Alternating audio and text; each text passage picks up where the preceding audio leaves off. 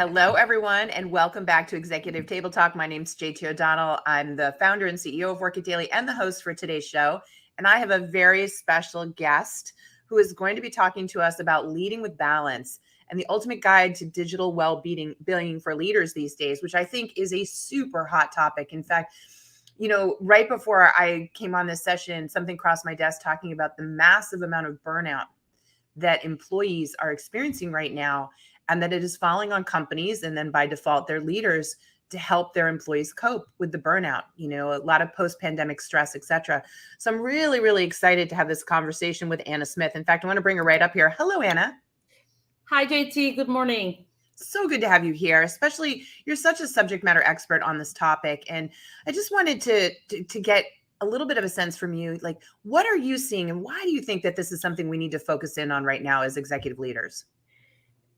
JT, this is definitely very close to my heart, and certainly the leadership development aspect of it. And one of the things that I've, come to a conclusion very quickly is that the world of leadership is really in crisis at both an organizational level as well as an individual one. And when I read from the top researchers in the world that 80% of the people believe that their cultures are toxic, their organizational cultures are toxic, and it's the number one reason for attrition, then I have to unpack this and really get to understand where this is coming from, and especially what can I do and what can we do from leader perspective, an individual perspective, and an organizational level. So you may remember that between April and September of 2021, we had approximately 24 million people leaving their jobs, and this was definitely we titled it. A lot of people made the decision to finally conclude their stay at different organizations. And there are very specific things around this. The definition really falls under the umbrella of a toxic culture. But basically, one of the 5 top reasons is, your manager, And, things around those other 4, we can find feeling disrespected, unethical behavior, having a cutthroat type of environment, and feeling that you're not included. Mm-hmm. So if I can recap this, there is a huge opportunity for every leader to really take this opportunity and you not only gain an opportunity for themselves and become better leaders from a well-being perspective, but also become role models and help their team members. I love it. I absolutely love it. So let's get into it. You've got a really great presentation today, and I want to start to look at this, especially this first slide. Why are we talking about how often we check our phone every day, Anna? Well, the interesting thing is that, as I've just mentioned, the culture of the organization is basically the environment where every employee resides, works, and delivers, produces. And the way leaders use technology and bring it forward in terms of usage, in terms of number of new technologies, in terms of changes, reprioritization, etc., is how we as employees might receive it and might divide our attention. So the reason why I wanted to make sure and start with this question is because we really don't reflect on how much time we invest getting distracted by our phones. So if I were to ask you, JT, how many times do you think you check your phone every day? What would be a wild guess between these 4? It's funny you say that, because obviously I'd love to say less than 50, but it isn't. And I was just thinking about that. I mean, I'm probably going to fall somewhere around the 100 mark, I think, somewhere between B and C. Yeah, well, the interesting thing, and based on studies, there's different studies that, of course, have gone and measured this, but I like to look at it from probably one that is consistently falling there. We're talking about 250 times a day, so every 5.5 minutes.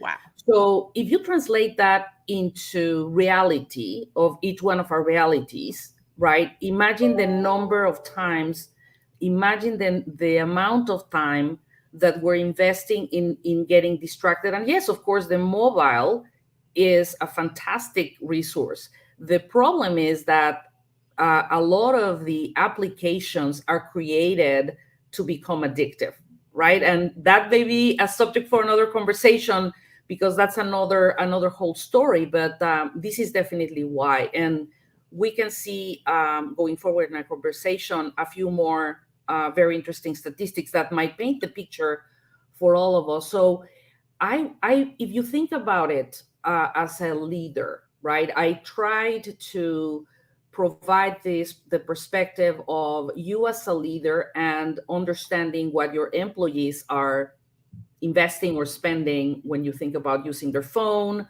or their email, or how many times they go back and check email back and forth. Very few people that I know, including very senior leaders, they definitely don't have a discipline or a rigor to say, I'm going to check my email first thing in the morning and at the end of the day. As an example, they just check it throughout the day. So start to add all the different moments throughout the day when you get distracted by email, by your phone, by checking your phone. And it's basically notifications and social media that why we grab our phones. And then, of course, the time that it takes us to refocus. So I wanted to bring all of these and set the stage for everyone, because numbers are three is always three for everybody. So I wanted to make sure that everybody had that as a base. It's so interesting. So if I do some quick math here, if you're checking 11 times an hour and it's taking over a minute to refocus after each one, 10 minutes of every hour is being wasted on refocusing. Correct. And the brain power that must be going into all of this is no wonder people are exhausted being online as much as they are, right? It's incredible. That's incredible. And that's one of the things that precisely, why we're talking about attention. And, I know you and I have had an opportunity to talk about attention economy and, everything around attention. But I think it's very relevant for the people that are kindly with us today, to remember and have the perspective of why we're calling and putting a spotlight on attention. This is something that, since we started as a race, as a human race, has served us as a survival mechanism and an adaptation mechanism. And what that basically means is that, when we first started, it allowed us to decide, okay, do I eat or do I pay attention to the tiger that is coming, towards me? So basically that has evolved, but the conditions remain for us. So everything that has to do with novelty is included here as well. So very, very important here, because as you start to think about the usage of different technologies brought into the workplace, a lot of the designs are going to be trying to capture your attention. But again, you don't only use one tool or two, you use a multitude of them. And if you operate in a global organization, and if you have a team of 10 that is all over the world, start to do the math, as you very, very insightfully mentioned. This is a very important aspect as well, because these directs related to our cognitive abilities. And that means how much we are able to focus and learn and memorize and move to the next thing. If I bring it to practical terms in an organization, for example, what about the goals that you have to complete?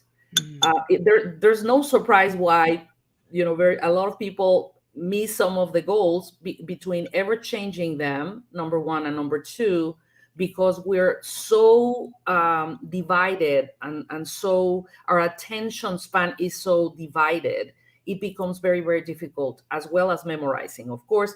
And then grabbing a state of flow. This is one of the newest areas, I would say, relatively speaking, in this space, that talks about how much you can be in flow, this optimal state obviously of attention, but it takes time to do that. Mhm. That's why when you need to do something really important and get to a state of flow, you have to be basically without distractions, including your phone in the room, etc. So that are some of the highlights of things that I would recommend thinking about attention.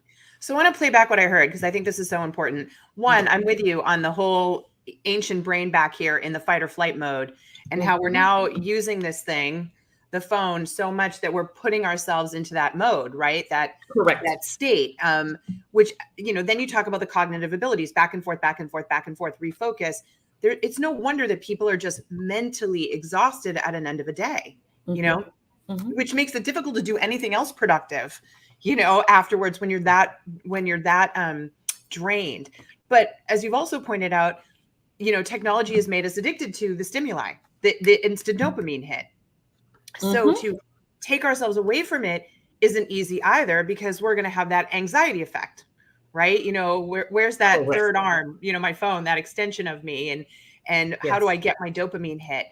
And yet I'm with you about the state of flow, which I don't think people are getting into enough anymore. We've been talking about it for a long time, but I don't see people knowing how to put themselves in it. And I'll give you a quick example.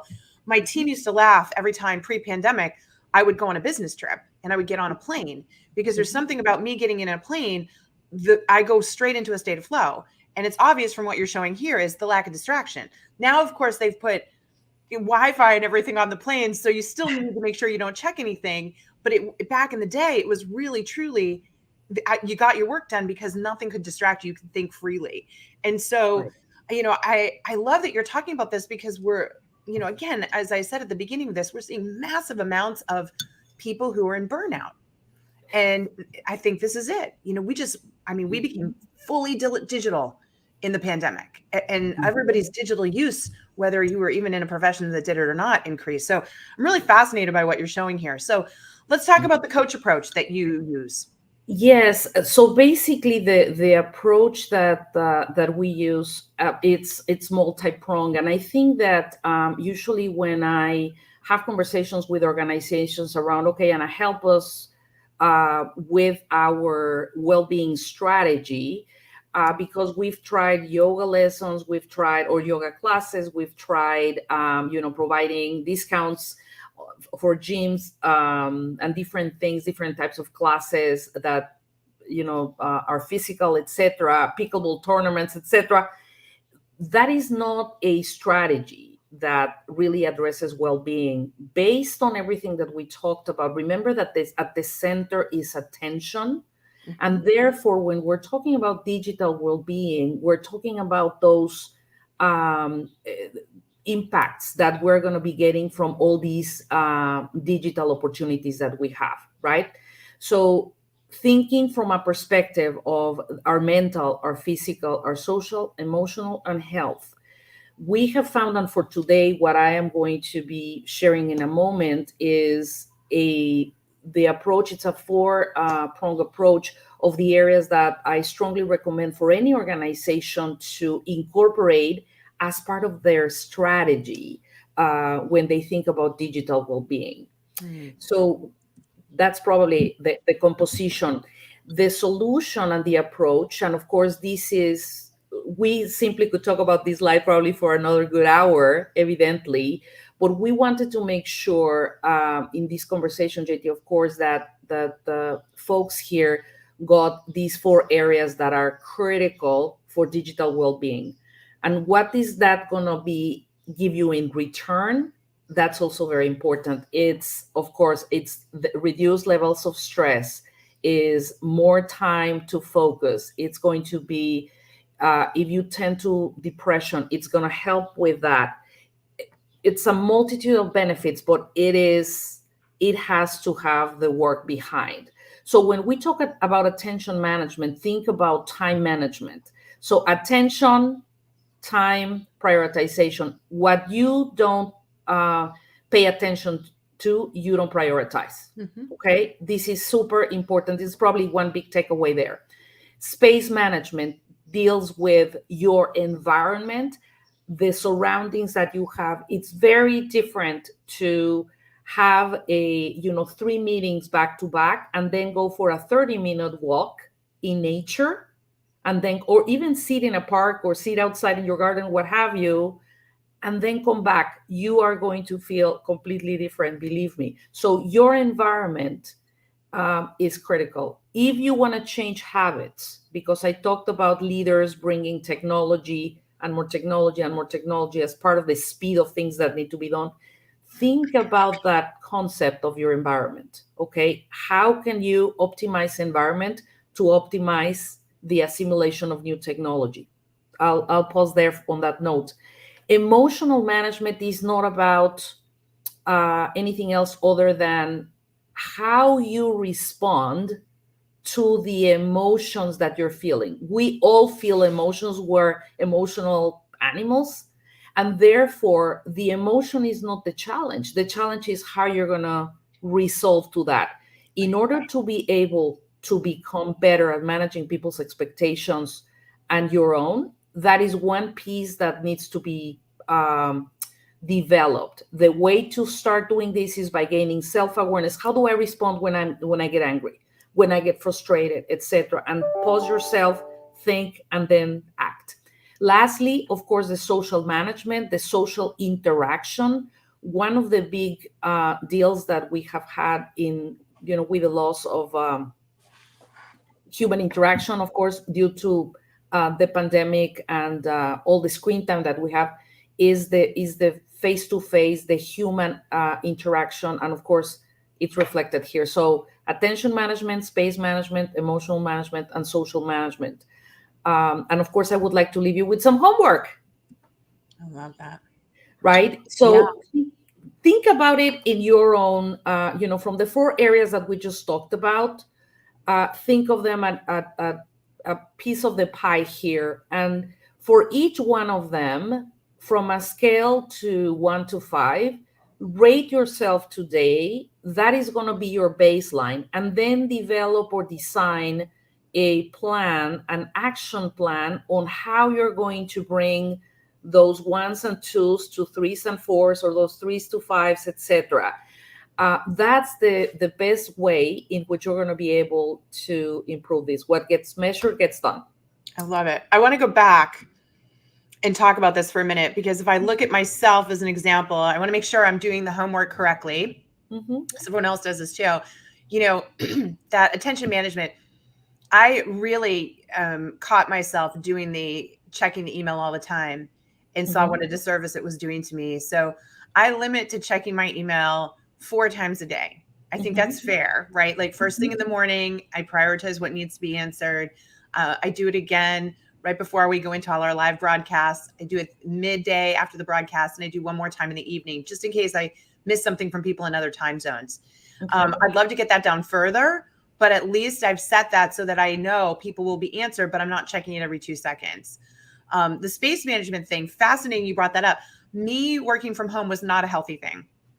And the moment that I could get out and have my own space, so I'm in a co-working space now, things got much better because I can close the door and walk away, and I'm not sharing my work with my home life, so that was a big one for me, getting cognizant of the space environment.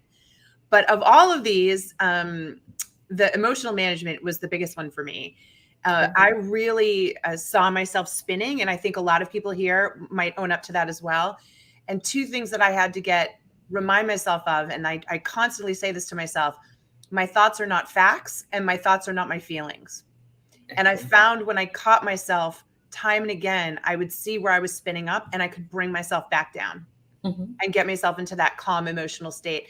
And I do think that came out of just the constant worry and anxiety of the pandemic, right? Just everything. We were in just that fight or flight mode constantly. So I found that's helped me a lot. And then of course, being out and connecting, thanks to, the post-COVID era, I'm out a ton walking around town. I moved into a small city, and that has changed completely. I'm not just home on the couch, watching TV or looking at my phone. There's a lot to do.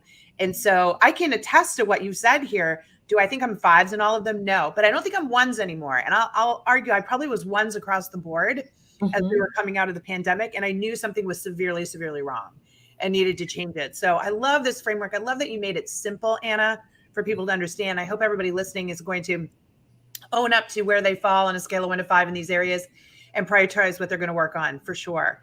So I want to take a bunch of questions, but I also want to put Anna's contact information up here. Folks, Anna is on LinkedIn dropping incredible insights. She's got creator mode turned on. She's sharing a lot of great information.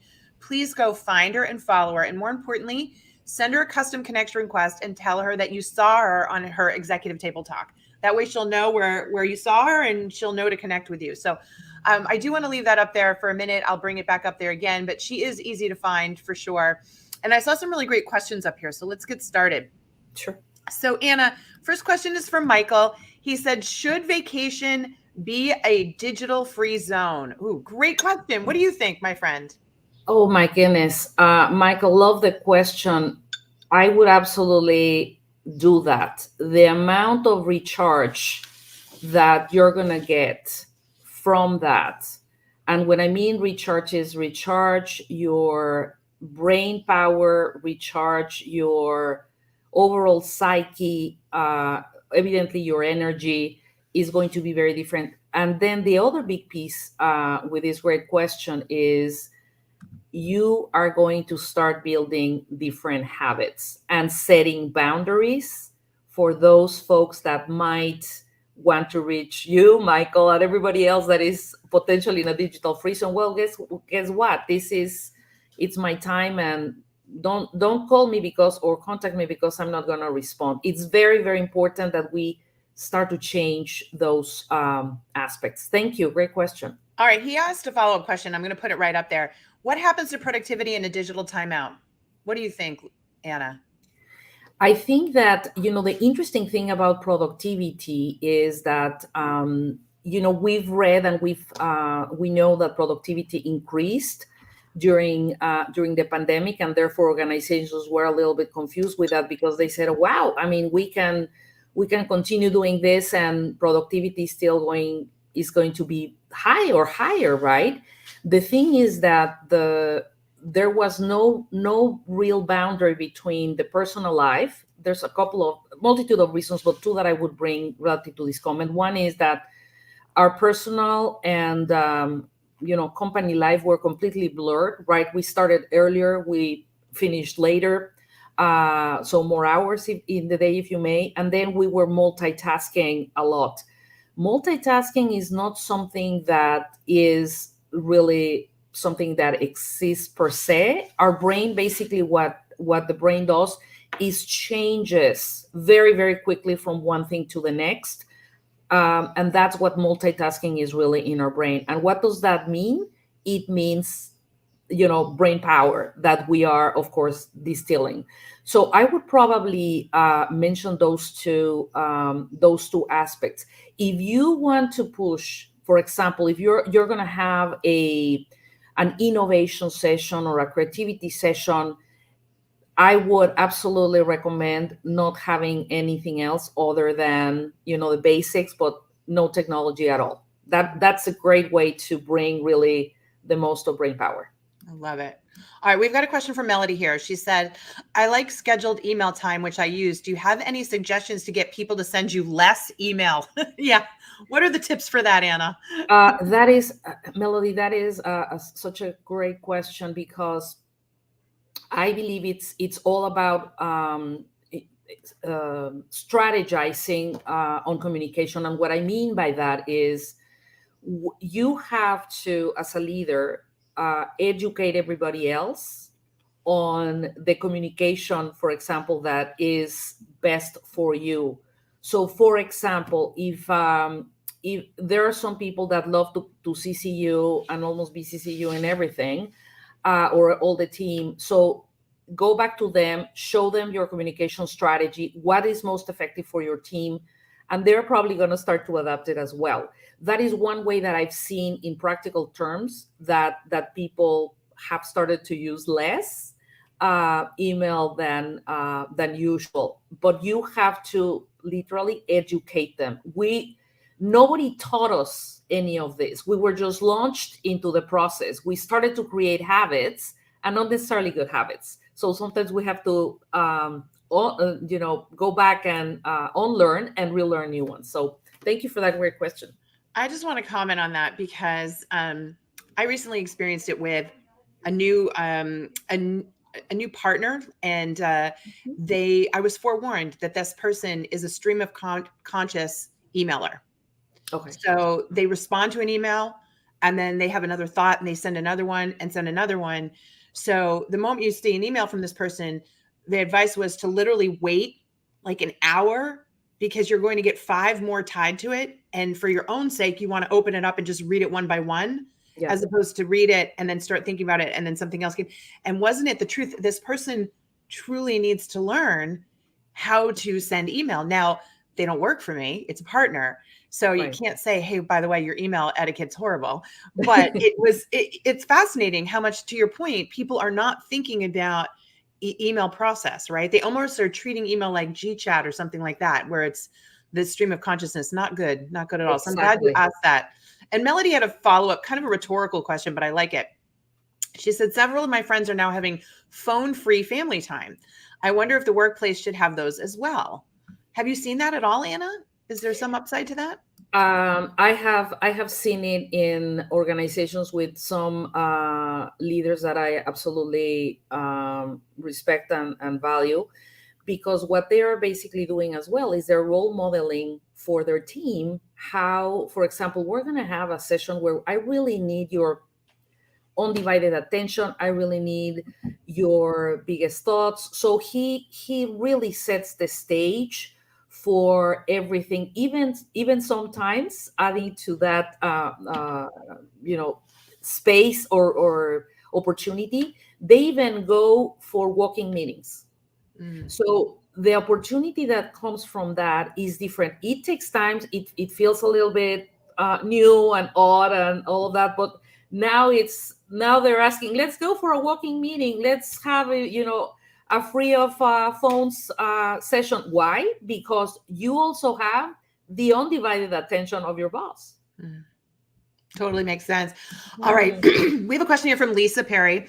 What are some practical tips, Anna, and techniques that leaders can use to establish boundaries and manage their digital presence for improved work-life balance? That is a great question, because when you have a team of 2, 3, 5, 8, and they are all sending you things, you're just getting inundated, and you don't know, they need answers in order to do their jobs, right? So you have that Yes. fear about being available. What are you seeing executives do, or what do you advise? One of the things that I mean, this is a practice that I learned when I worked for GE, and my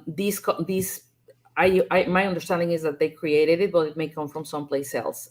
It is what we call a leader assimilation session, and what that means, to Lisa's absolutely fantastic question, is when you are going to start and be the leader of a new team. For example, you do a leader assimilation or a manager assimilation, depending on your level, but the intention is the same, where a facilitator, maybe somebody from HR, somebody that is not the leader, without the leader present, they come into the session and they basically go over a series of areas in terms of questions, for example, that are pertinent to the leader. So, for example, I'm the new leader. My preferred form of communication is send me emails, but emails that I can read in my mobile. That is my preferred. If you have something important that you want me to really get to, do this. If you want to call me, it will take me at least 4 hours to return your call, whatever the circumstances are. There's a list of that, and I'll be happy to share with the. I don't have it handy just now, but happy to share with it. So a leader assimilation that allows the team to understand, oh, this is the preference. Don't send me communications after 6 p.m. because I am not going to respond, or the weekends, even if the ranch is on fire or whatever it is. So it talks about communication. It talks about feedback. It talks about how he or she prefers to manage conflict, etc. And in that way, once the session has been facilitated, the leader comes and goes over potential questions or gaps that might have been left. And then everybody's on the same page and they ramp together hopefully in a very good note. It sounds like a playbook for managing up, right? And that way, telling them how to play with you as the leader so that you can have a balanced life. I absolutely Correct. love that. I think it's Correct. so neat. It's kind of like a checklist too. Like if you're in a Yes, hurry, this is what you do. If it's not a hurry, code red, yellow, green. I love it. exactly. This has been so helpful, Anna. So helpful. Folks, I want to remind you that we've been talking to Anna Smith today. We've been talking about the ultimate guide to digital well-being for leaders. We have her contact information here. I would love it if you went over and gave her a shout out and send her a custom connection request and say, Anna, I saw you on JT's Executive Table Talk and I loved it. Please go tell her that. Also, tell us what was the biggest aha moment for you today. In the comments, we would love to see it. So please share that so she can see it as well.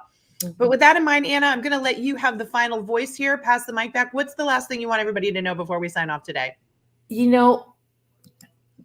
Take a moment, do the exercise that I recommended, and once you do it, you can also bring it to your team, and you can do it together with your teams. And what that is going to bring is an opportunity not only for positioning yourself as the leader, as somebody who is interested in everybody, all boats rising, if you may, but it's also going to allow for multiple opportunities on, for space management. I found this super helpful. You can kick off a meeting or your weekly meetings by, one big thing that I learned through my development from leadership well-being. Love it. Fantastic. Folks, please come back, watch the recording, send your questions to Anna. But most importantly, think about your digital well-being.